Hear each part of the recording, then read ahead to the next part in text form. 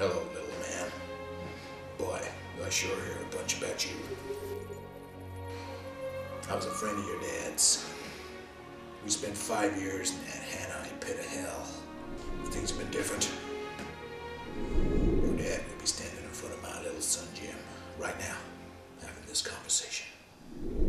A bright just like your daddy. I got a little story I gotta tell you. I'm sure glad to be here. This watch was bought by your great-grandfather in a little town called Knoxville, Tennessee.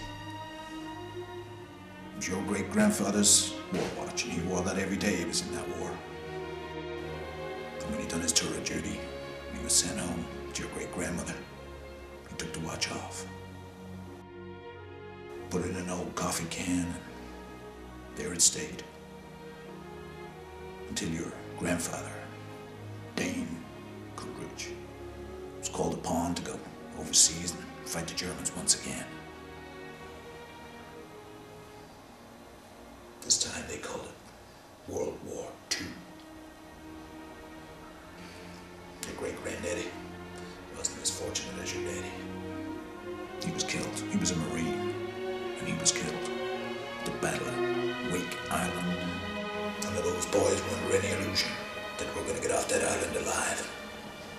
Your granddad was facing death, and he knew it. 3 days before them, Japanese came and took the island. There was no way out for them. Before the Japanese took the island, your grandfather asked an Air Force gunner by the name of Wanaki, a man he'd never met in his life before, to deliver to his infant son, who he'd never seen in the flesh, his gold watch. 3 days later, the Japanese had taken the island. Your granddaddy was dead, along with all the other Marines. But Wanaki, he kept his word. And after his tour of duty was over, he paid a visit to your grandmother, and he delivered the gold watch. This watch was on your daddy's wrist the day it was shot down over Hanoi.